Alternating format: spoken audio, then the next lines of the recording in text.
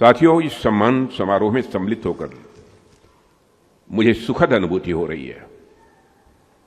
अपनी बात शुरू करने से पहले मैं आचार्य श्री विद्यासागर जी महाराज की पुण्य स्मृति को श्रद्धा के साथ नमन करता हूं। आचार्य जी केवल जैन समाज के संत नहीं थे, पूरे देश के लिए वह प्रेरणा के स्रोत थे। उनके जीवन का हर क्षण और उनके शरीर का हर कण धर्म, संस्कृति और देश के लिए सदैव समर्पित रहा है। यह बड़ी प्रसन्नता और सौभाग्य का विषय है कि आज हम आचार्य श्री विद्यासागर जी महाराज के शिष्य मुनि श्री विनम्र सागर जी महाराज सत्संग और परम पूज्य मुनि निष्पर्म सागर जी महाराज एवं अन्य मुनिजन का आशीर्वाद मिल रहा है। इस चातुर्मास में आप सभी का आशीर्वाद और सानिध्य मिलना मेरे लिए अत्यंत हर्ष, गौरव केवल इतना ही नहीं बल्कि आध्यात्मिक आनंद का भी विषय है। जैन धर्म में कहा गया है, कामो कषायो खवेजो, कामो कषायो खयोजो, सो मुनि पावक्कम यो। अर्थात जो व्यक्ति काम और कषायों यानी क्रोध, अभिमान, माया और लोभ आदि पर विजय प्राप्त कर लेता है, वही सच्चे अर्थों में मुनि कहा जाता है। जिस देश को ऐसे आचार्यों, ऐसे संतों और मुनिजन का आशीर्वाद और सानिध्य मिलता है, उस देश की संस्कृति कभी भी तिरोहित नहीं होती है। वह हर युग में नए रूप में बराबर पुनर्जीवित होती रहती है। देवियों और सज्जनों, आज हम देश के वीर सैनिकों और उनके परिवारजनों को सम्मानित करने के लिए यहां एकत्रित हुए हैं। मैं श्री विद्याशमय विनम्र चतुर्मास समिति को इस वीरोदय अखिल भारतीय राष्ट्र प्रहरी सम्मान समारोह को आयोजित करने के लिए अपनी तरफ से हार्दिक बधाई देता हूं। देवियों और सज्जनों, अभी हाल ही में मैंने एक रिटायर्ड आर्मी अफसर की किताब में बहुत ही रोचक प्रसंग पढ़ा था। एक कार्यक्रम में उन आर्मी अफसर से एक छात्र ने, एक स्टूडेंट ने पूछा कि आर्मी की जॉब कितनी चैलेंजिंग होती है। तो उन्होंने बिना एक पल सोचे जवाब दिया कि आर्मी एक जॉब नहीं है, आर्मी एक मोहब्बत है। और मोहब्बत में चैलेंजेज नहीं होते हैं, अफसाने होते हैं। और मैं नाम बतलाना चाहता हूं, यह बात retired lieutenant colonel Kanwaljit Singh Dhillon की पुस्तक कितने गाजी आए कितने गाजी गए में लिखी हुई है। साथियों, मुझे लगता है कि हमारे सैनिकों के जीवन को समझने के लिए इससे सुंदर कोई बात नहीं हो सकती है। हमारे सैनिकों के लिए सेना में जाना यह नौकरी नहीं है, यह राष्ट्र सेवा का संकल्प है, मातृभूमि की रक्षा का यह प्रण है। वे सभी सुख सुविधाओं को छोड़कर देश की सुरक्षा की जिम्मेदारी और अपने कंधों पर संभालते हैं। उनका एक ही उद्देश्य होता है और वह उद्देश्य है इस देश की आन बान, शान और स्वाभिमान की सुरक्षा करना। देवियों और सज्जनों, जब जवान सीमा पर दुश्मन से लड़ रहा होता है, तब एक दूसरे की लड़ाई उनका परिवार घर पर लड़ रहा होता है। और एक जवान की मां हर पल अपने बेटे की सलामती की चिंता करती है, अपने बेटे की सलामती के लिए दुआ करती है। पिता को हर फोन की घंटी बजने पर डर लगता है। पत्नी की हर प्रार्थना में अपने पति की सुरक्षा की दुआ होती है। लेकिन वे कभी भी उस जवान को यह एहसास नहीं होने देते कि उस जवान को लेकर वह चिंतित हैं, क्योंकि वे नहीं चाहते कि उनकी कोई भी बात उस जवान के मन में घर की चिंता पैदा कर दे।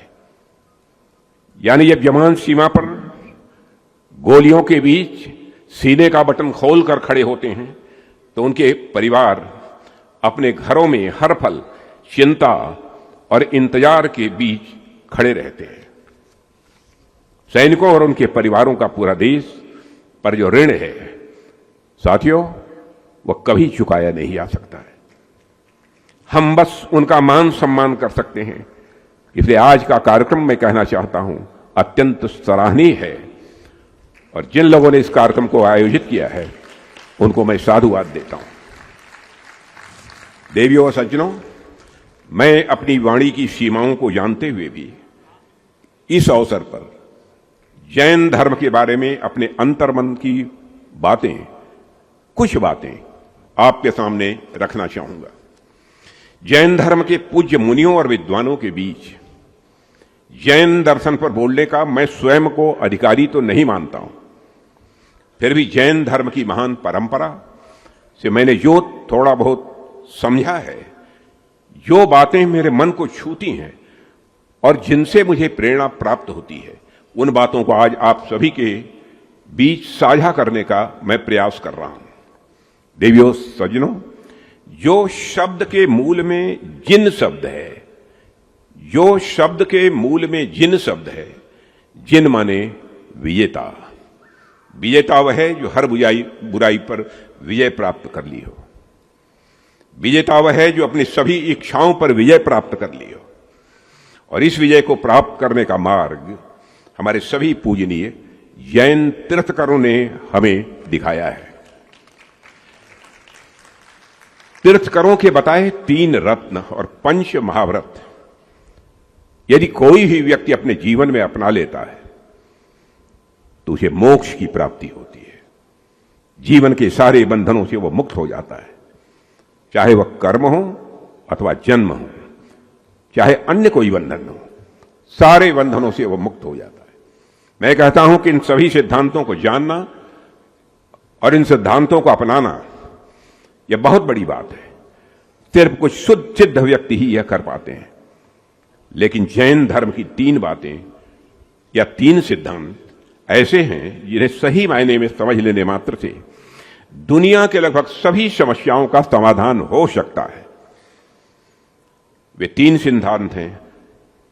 परस्परोपग्रहो जीवानाम का सिद्धांत, अनेकांतवाद का सिद्धांत और अपरग्रही का सिद्धांत। पहला सिद्धांत परस्परोग्रह जीवानम जैन धर्म के प्रतीक चिन्ह में भी अंकित है, आप सबने देखा होगा। इसका अर्थ है कि संसार में हर चीज एक दूसरे पर आश्रित है। पेड़ पौधे, पशु पक्षी, प्रकृति और हम इंसान सब एक दूसरे पर निर्भर हैं, एक दूसरे से बंधे हुए हैं, एक दूसरे से जुड़े हुए हैं। कोई भी व्यक्ति या कोई भी जीव अकेला नहीं जी सकता है। सोचिए, अगर सभी को यह बात समझ में आ जाए तो समाज में कितना सामंजस्य स्थापित होगा। हर व्यक्ति यह समझेगा कि उसकी तरक्की दूसरों की तरक्की पर निर्भर है। हर व्यक्ति यह समझेगा कि हमारी तरक्की दूसरों की तरक्की पर निर्भर है और उसकी सुरक्षा दूसरों की सुरक्षा से अलग नहीं है, वह प्रकृति से अलग नहीं है। यही सोच परिवार में हो, समाज में हो, देश के बीच हो तो बहुत से झगड़े शुरू होने से पहले ही समाप्त हो सकते हैं। इसी तरह जैन धर्म का दूसरा सिद्धांत अनेकांतवाद हमें सिखाता है कि सामने वाले का पॉइंट ऑफ व्यू यानी उसका दृष्टिकोण को भी हमें समझना चाहिए। हर बात को केवल अपनी नजर से मत देखो। महात्मा गांधी इस बात को समझाने के लिए अक्सर एक कथा का उल्लेख करते थे। वह कथा थी, एक बार कई नेत्रहीन लोग हाथी को छूकर महसूस करते हैं और अपने अनुभव के आधार पर बताते हैं कि हाथी कैसा होता है। जिस व्यक्ति ने हाथी के पूंछ को छुआ उसे हाथी रस्सी के जैसा लगा, और जिस व्यक्ति ने उनके सूंड को छुआ तो उसे हाथी की सांप से तुलना की। जिसने पैर पकड़ा उसने हाथी को वृक्ष बतलाया, पेड़ समझा। यानी सब अपने अपने अनुभव के हिसाब से बता रहे थे कि हाथी कैसा होता है। सभी के अनुभवों से सभी के अनुभव अपने में सही थे, लेकिन किसी का भी अनुभव पूर्ण सत्य नहीं था। यही अनेकांतवाद का तत्व है, यही अनेकांतवाद का सार है कि हमारे अनुभव हमारे लिए सही हो सकते हैं, हमारे लिए सच हो सकते हैं, लेकिन जरूरी नहीं कि वह दूसरों के लिए भी सही हों और दूसरों के लिए वह सच हों। इस यथार्थ को भी हमको समझना चाहिए। इसलिए आवश्यक है कि दूसरों की बातों को भी बहुत ही गंभीरतापूर्वक सुनें और उनका संदर्भ, उनका पर्सपेक्टिव भी अच्छी तरह से समझें।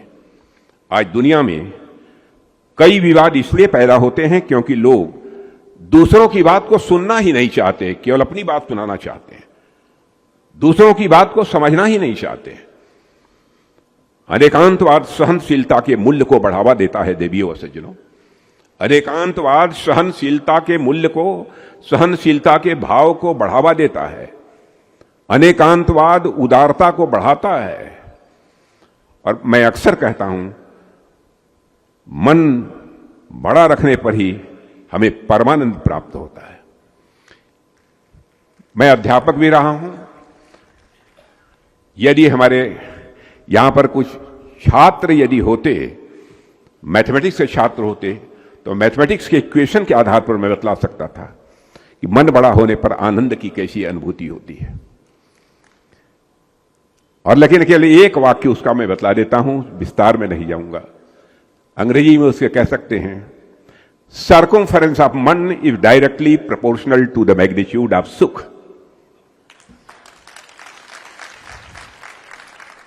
Circumference of man is directly proportional to the magnitude of Anand. Circumference of man is परमानंद। परमानंद की कोई मैग्नीट्यूड होती ही नहीं है, कोई सीमा होती ही नहीं है।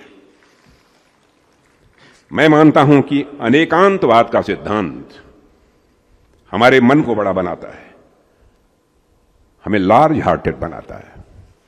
तीसरा सिद्धांत है अपरिग्रह। अपरिग्रह का सरल अर्थ है कि संचय मत करो और इच्छाओं पर संयम रखो।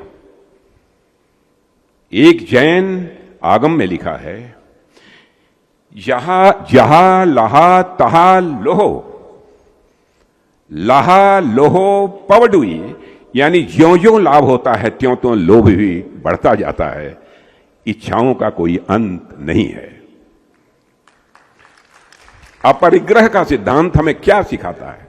अपरिग्रह का सिद्धांत हमें संतोष, संयम और त्याग की भावना सिखाता है। आज लोग अक्सर ज्यादा पाने की दौड़ में लगे रहते हैं कि यह भी मिल जाए, वह भी मिल जाए, और अधिक धन और अधिक सुविधाएं और अधिक संपत्ति यह मिल जाए। लेकिन देवियों सज्जनों, हमें भूलना नहीं चाहिए, अपरिग्रह का सिद्धांत यह याद दिलाता है कि जीवन में सुख इच्छाओं को पूरा करने से नहीं, बल्कि इच्छाओं को सीमित करने से ही जीवन में सुख की प्राप्ति हो सकती है और आनंद की प्राप्ति हो सकती है।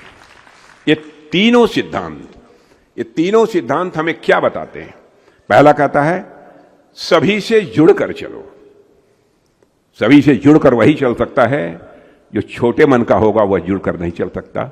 बड़े मन का ही व्यक्ति जुड़कर चल सकता है।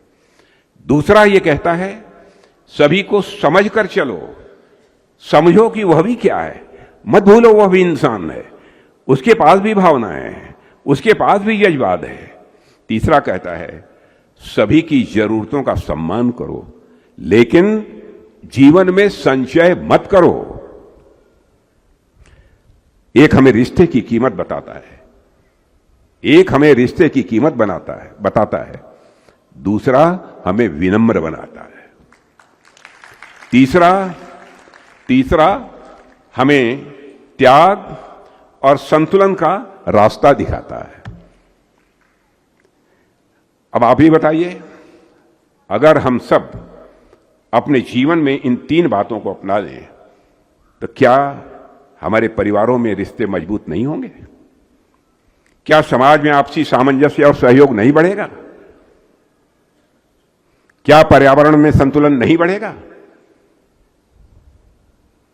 क्या दुनिया में शांति और सद्भाव नहीं बढ़ेगी? जवाब हम सभी जानते हैं, निश्चित रूप से बढ़ेगा। और यही संदेश हमारे ये मुनिवर सारे विश्व को दे रहे हैं। अगर दुनिया सिर्फ इन 3 बातों को ही अपना ले तो हम एक बेहतर समाज का निर्माण कर सकते हैं। देवियों और सज्जनों, आज आधुनिक विज्ञान, मॉडर्न साइंस, मैटर को समझने के लिए एटम, इलेक्ट्रॉन, प्रोटॉन, क्वार्क और हिग्स बोसोन जैसे पार्टिकल्स की बात करती है। मैं इसलिए यह सब चीजें पढ़ रहा हूं क्योंकि मैं फिजिक्स का छात्र रहा हूं। लेकिन जैन धर्म और दर्शन में मॉडर्न साइंस से बहुत पहले नेचर और मैटर को लेकर बहुत गहरा और सूक्ष्म चिंतन किया गया है। जैन समाज में पहले ही किया गया है, हम तो बाद में आकर पढ़े हैं। जैसे जैन धर्म और दर्शन में पुद्गल की अवधारणा है। आप सब लोग जानते होंगे पुद्गल के बारे में। मैं आज के 30-35 साल वर्ष भी पुद्गल के बारे में मैंने बोला था एक जैन समाज के कार्यक्रम में। जैन धर्म और दर्शन में पुद्गल की अवधारणा क्या है, इसको आप जानते होंगे। पुद्गल शब्द मॉडर्न साइंस में यूज होने वाले मैटर शब्द का पर्यायवाची है। यह बात और गौर करने वाली है कि जब न मॉडर्न लैब्स थी और न ही मॉडर्न इक्विपमेंट थे, तब जैन आचार्य मैटर की सूक्ष्मता और मैटर की संरचना पर गहरा चिंतन कर रहे थे। कुछ नहीं था तब भी गहरा चिंतन कर रहे थे। यानी भारत की परंपरा जिज्ञासा की परंपरा है, जानने की उत्सुकता की परंपरा है, प्रश्न पूछने की परंपरा है और सत्य को जानने की परंपरा है, सत्य को खोजने की परंपरा है। और यह बात हमें अपनी भारतीय ज्ञान परंपरा पर गर्व करने का एक और कारण देती है। देवियों और सज्जनों, जैन परंपरा में जीवन के हर पक्ष को संतुलित रखने की बात की गई है। जैसे मैं आपको एक उदाहरण देता हूं। जैन परंपरा में भोजन पर बहुत विचार किया गया है, बहुत विचार किया गया है। क्या खाना है, कितना खाना है, कब खाना है और कैसे खाना है।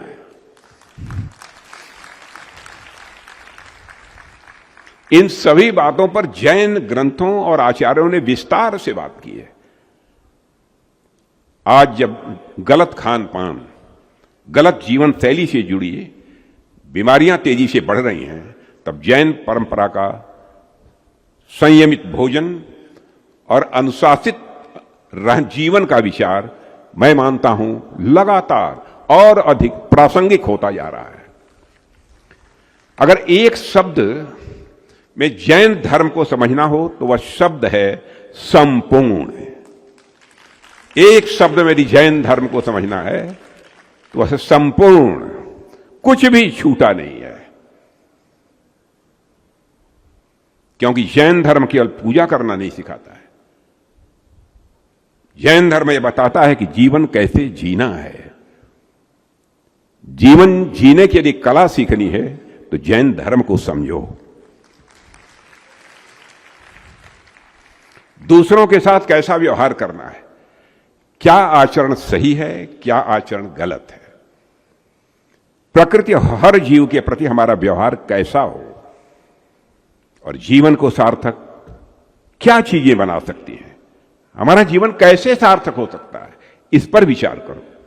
यानी जैन धर्म केवल धर्म नहीं है, बल्कि जीवन को समझने और सही तरीके से जीने की एक समग्र दृष्टि है, कंप्रेहेंसिव नजरिया है जीवन को समझने का।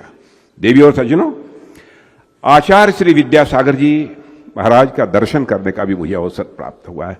अभी मुनि जी उसी की चर्चा कर रहे थे मुझसे जब मैं अकेले मिला था उनसे। और आचार्य विद्यासागर जी महाराज का एक बहुत ही प्रसिद्ध महाकाव्य है, आप में से कुछ लोगों ने पढ़ा होगा, मूक माटी। मैंने भी जब पहले देखा मूक माटी, पढ़िए। वह एक बार सभी को पढ़ना चाहिए। एक बार में यदि उससे कुछ ग्राह्य नहीं कर पाते हैं तो फिर पढ़िए, फिर पढ़िए, पढ़ते रहिए जब तक कि उससे जो चीजें आपको ग्रहण करनी है वह अपने जीवन में ग्रहण न कर लें। उस महाकाव्य में आचार्य जी से मूक माटी में एक जगह है, पूज्य आचार्य जी ने लिखा है, सतयुग हो या कलयुग, बाहरी नहीं है, भीतरी घटना है यह। सत की खोज में लगी दृष्टि ही सतयुग है। सत की खोज में लगी दृष्टि ही सतयुग है और असत विषयों में डूबी सत को असत मानने वाली दृष्टि स्वयं में कलयुग है। आप सोचिए, आप कल्पना करिए कि कितनी गहरी बात है। सतयुग और कलयुग सिर्फ समय के दो कालखंड नहीं है। सतयुग और कलयुग यह समय के केवल दो कालखंड नहीं है, यह हमारे मन और हमारी सोच की स्थिति भी है। अगर हमारे मन में सच्चाई है, हमारे मन में प्रेम है, हमारे मन में करुणा है, हमारे मन में संवेदनशीलता है, तो मित्रों समझ लेना हमारे अंदर सतयुग है। लेकिन अगर हमारे मन में लालच है, हमारे मन में ईर्ष्या है, अहंकार है, तो समझ लेना मन के भीतर ही कलयुग है। कलयुग देखने के लिए प्रयत्न करने की आवश्यकता नहीं है, सतयुग को समझने के लिए आवश्यकता नहीं, इतना ही पर्याप्त है। इसे हम भक्त प्रहलाद के उदाहरण से भी अच्छी तरह समझ सकते हैं। भक्त प्रहलाद का जन्म सतयुग में हुआ और उनके मन में भगवान विष्णु की अगाध भक्ति थी, अगाध भक्ति थी और सच्चाई थी, इसलिए उनके भीतर भी सतयुग था। वहीं दूसरी ओर भक्त प्रहलाद के पिता हिरण्यकश्यप के मन में अहंकार और क्रोध था, इसलिए भले ही हिरण्यकश्यप का जन्म सतयुग में हुआ था, लेकिन उनके मन में कलयुग ही था। इसलिए अगर युग बदलना हो या समाज बदलना हो तो उसका सबसे पहला कदम है अपने भीतर के युग या मन को बदल लो। जब चाहोगे सतयुग मिल जाएगा, जब चाहोगे कलयुग मिल जाएगा। अगर हर व्यक्ति अपनी सोच को सही कर ले तो समाज अपने आप में बेहतर हो जाएगा। और यह बहुत बड़ी साधना से ही प्राप्त होता है, यह केवल पढ़ लेने से प्राप्त नहीं होगा। जीवन की बहुत ही एक कठोर साधना है और इस साधना को वही कर पाता है जिसके ऊपर परमात्मा की कृपा होती है। जो पूरी सृष्टि का संचालन कर रहा है, उस परमात्मा की कृपा होती है, वही प्राप्त कर सकता है। देवियों व सज्जनों, भारत की धरती से भगवान महावीर ने पूरी दुनिया को अहिंसा, करुणा और सत्य का संदेश दिया है। अहिंसा का अर्थ केवल इतना ही नहीं है कि किसी की हत्या मत करो, किसी को मारा नहीं जाना चाहिए, यही अर्थ नहीं है। अहिंसा का अर्थ है मन, वचन और कर्म से किसी भी रूप से किसी को पीड़ा न पहुंचाई जाए। धन के लिए भी लड़िए मत, ईमानदारी से जितना अर्जित कर सकते हो कर लीजिए। धन साथ लेकर नहीं जाएंगे, धन यहीं छूट जाएगा, प्राण कहीं और चला जाएगा। साथियों, लेकिन अहिंसा के मूल्य को हमारी कमजोरी समझने की भूल किसी को भी नहीं करनी चाहिए। मैं दुनिया वालों से कहना चाहता हूं, अहिंसा के मूल्य को हमारी कमजोरी किसी भी सूरत में नहीं समझी जानी चाहिए। हमारे अहिंसा को गलत मत समझो। अहिंसा और शांति हमारी संस्कृति है। अहिंसा और शांति यह हमारी संस्कृति है, लेकिन अपने देश की सुरक्षा और सम्मान के लिए सीने का बटन खोलकर खड़ा होना यह हमारा कर्तव्य है। साथियों, करुणा और शौर्य का यह सुंदर संगम भारत की महान परंपरा की यह पहचान है। आप जैन समाज का इतिहास उठाकर देख लीजिए। जब जब देश की रक्षा का सवाल आया, जब जब देश की रक्षा का सवाल आया, तब तब जैन समाज के लोग सबसे आगे खड़े मिले हैं। तन मन धन से देश को सहयोग किया है। वे अपने तन मन धन और ज्ञान से उन लोगों ने भारत की रक्षा बराबर करते रहे हैं। आप सभी ने सम्राट चंद्रगुप्त का मौर्य का नाम सुना ही है, सुना होगा नहीं, सुना ही है। सम्राट चंद्रगुप्त ने बहुत विशाल साम्राज्य की नींव रखी, भारत की शक्ति को बढ़ाया, भारत की आन बान शान की रक्षा की, एकता को बढ़ाया और भारत को बाहरी आक्रमणकारियों से सुरक्षित रखा। अपने अंतिम दिनों में उन्होंने यदि कुछ स्वीकार किया, क्या स्वीकार किया? जैन धर्म की ही दीक्षा ली थी मेरे साथियों। महाराणा प्रताप के कठिन समय में उनकी मदद करने वाले भामाशाह जैन धर्म से ही थे। अब कल्पना कर लीजिए कैसा मन उनका रहा होगा, कितने बड़े मन के लोग थे। जब महाराणा प्रताप संसाधनों की कमी से जूझ रहे थे तो भामाशाह ने अपनी सारी संपत्ति महाराणा के चरणों में रखकर कहा, यह सब मातृभूमि के लिए है राणा, यह सब सारी हमारी संपत्ति तुम मातृभूमि के लिए है। इसी तरह 16वीं शताब्दी में रानी अबक्का का नाम आपने सुना होगा। रानी अबक्का ने पुर्तगाली आक्रमणकारियों को धूल चटाई थी और जब पुर्तगालियों ने उल्लाल पर कब्जा करने का प्रयास किया तो रानी अबक्का ने उनके हर हमले को विफल कर दिया था। तीरंदाजी और तलवारबाजी में उनकी कोई शानी नहीं थी। वे भी जैन समाज से आती थी, तलवार चलाने में भी बहुत ही निपुण थे, लेकिन फिर भी जैन समाज से आती थी। और जैन समाज की यह परंपरा आधुनिक भारत में भी दिखाई देती है साथियों। स्क्वाड्रन लीडर मोहिंदर कुमार जैन ने 1971 में भारत पाक युद्ध में अद्भुत साहस का परिचय दिया और देश की सेवा करते हुए अपने प्राणों का बलिदान दिया। जैन धर्म से आने वाले डॉक्टर डीएस कोठारी रक्षा मंत्रालय डिफेंस मिनिस्ट्री के पहले वैज्ञानिक सलाहकार थे। डॉक्टर डीएस कोठारी ने बेसिक साइंस लैबोरेटरी की स्थापना की थी, जिसने defence research and development organisation, जिसे संक्षेप में डीआरडीओ कहते हैं, के गठन को आधार किसी ने प्रदान किया था तो डॉक्टर डीएस कोठारी ने किया था। यानी जैन समाज के लोग देश की रक्षा के लिए सबसे आगे रहे हैं, इसे आप मत भूलिएगा। वे देश के लिए अपना सर्वस्व देते रहे हैं और वे धर्म और कर्म दोनों को निभाते रहे हैं। धर्म को भी निभाते रहे हैं और कर्म को भी निभाते रहे हैं। तो आप भी धर्म निभाइए और कर्म भी निभाइए।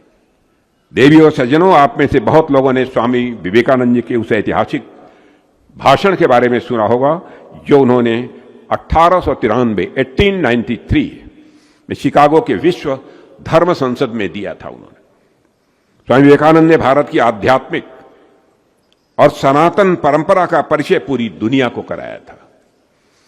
उसी धर्म संसद में भारत के एक और महान व्यक्ति की आवाज गूंजी थी। शायद आप जानते होंगे, वह व्यक्ति थे श्री वीरचंद गांधी। वीरचंद गांधी जी ने अपनी ओजस्वी वाणी से पूरी दुनिया को जैन धर्म और भारतीय चिंतन से परिचित कराया था। लेकिन जब भारत और हिंदू धर्म में वहां कुछ गलत बात कही गई, तब वीरचंद जी ने करारा जवाब दिया था। उन्होंने पूरी दुनिया को यह बताया था कि हिंदू धर्म वह धर्म है जिसकी प्रशंसा में ग्रीक लोग यह कहा करते थे कि हिंदू धर्म का कोई व्यक्ति झूठ बोल नहीं सकता है। परसों यानी 25 अगस्त को वीरचंद जी की जयंती भी है। मैं वीरचंद जी की स्मृति को शीश झुकाकर नमन करता हूं। देवियों सज्जनों, जैन धर्म भारत की सभ्यता, भारत की संस्कृति और भारत की आध्यात्मिक परंपरा का यह गौरव है।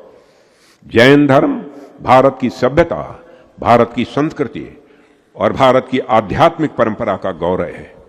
हमारे प्रधानमंत्री श्री नरेंद्र मोदी के नेतृत्व में हमारी सरकार ने भारत की जैन परंपरा और धरोहर को संरक्षित रखने का भी काम किया है। मैं ये नहीं कहता हूं सब हम ही लोगों ने किया है, जितना कर सकते थे उतना करने की कोशिश की है। बीते कुछ वर्षों में 20 से अधिक पूजनीय तीर्थंकरों की मूर्तियां जो कभी न कभी चोरी की गई थी, विदेशों से भारत वापस लाई गई। भगवान महावीर ने अपने शिक्षाओं के प्रचार के लिए प्राकृत भाषा को अपनाया था। जानते हैं, हमारी सरकार ने भी प्राकृत भाषा को क्लासिकल लैंग्वेज का स्टेटस प्रदान कर दिया है। देवी और सज्जनों, जब नया संसद बना, जब हमारा नया संसद आप लोगों ने देखा होगा जब बना, तब प्रधानमंत्री जी ने सुनिश्चित किया है कि जैन धर्म की आध्यात्मिक और सांस्कृतिक विरासत को इस संसद में एक विशेष स्थान प्राप्त होना चाहिए। नए संसद भवन में स्थापत्य गैलरी में संवेद शिखर दिखता है। लोकसभा में प्रवेश द्वार पर पूजनीय तीर्थंकर की प्रतिमा है। संविधान गैलरी की छत पर भगवान महावीर की पेंटिंग है। साउथ बिल्डिंग की दीवार पर सभी तीर्थंकरों के चित्र हैं और सभी चित्र बोलते हुए चित्र हैं। जैन धर्म की महान विरासत, जैन धर्म की महान विरासत केवल जैन समाज की विरासत नहीं है। देवियों सज्जनों, ये पूरे भारत की विरासत है। इस विरासत का सम्मान भारत के पुनर्जागरण का प्रतीक है और यह इस बात का प्रतीक है कि भारत अपनी जड़ों से भी जुड़ा है और विकसित बनने की ओर भी भारत तेजी से आगे बढ़ रहा है। देवी और सज्जने, कहने के लिए तो जैन धर्म के संबंध में बहुत सारी बातें हैं। मैं पहले सोच रहा था कितना बोलना, मैं सोचा कि 10 मिनट बोलना, फिर बोला 15 मिनट बोलना, तो मैंने जहां तक हो सका है अपने को सीमित रखने की कोशिश की है। लेकिन जानते हैं, समय की सीमाएं हैं और सबसे बड़ी बात तो भाषण भूषण तो अपनी जगह पर है। हमको ऐसे संत महात्मा और मुनियों का हमको दर्शन प्राप्त हो रहा है, यही सबसे बड़ी चीज। मैं एक बार फिर विरोधय अखिल भारतीय राष्ट्र प्रहरी सम्मान, विरोधय अखिल भारतीय राष्ट्र प्रहरी सम्मान की पहल के लिए त्रिविद्या समय विनय चतुर्मास समिति को अपनी तरफ से हार्दिक बधाई देता हूं।